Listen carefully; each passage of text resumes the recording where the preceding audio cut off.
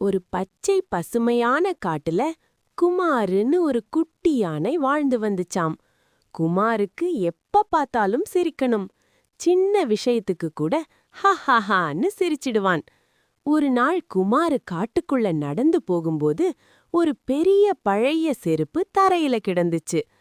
அட, யானைக்கு செருப்பான்னு நினைச்சுக்கிட்டு குமாரு துதிக்கையால அந்த செருப்ப தூக்கினான்.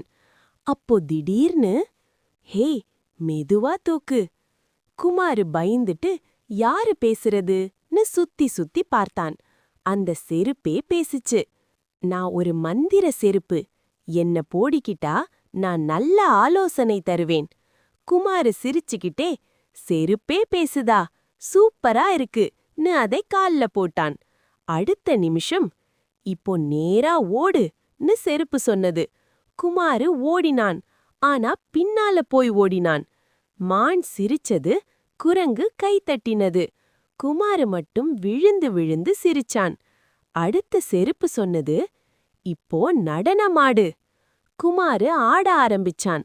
அது நடனமில்ல, காமெடி குதிப்பு.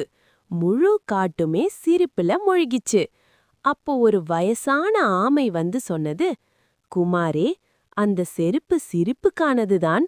ஆனா அதை பார்த்துதான் நம்ம முடிவெடுக்கணும். உடனே குமாரு புரிந்து கொண்டான்.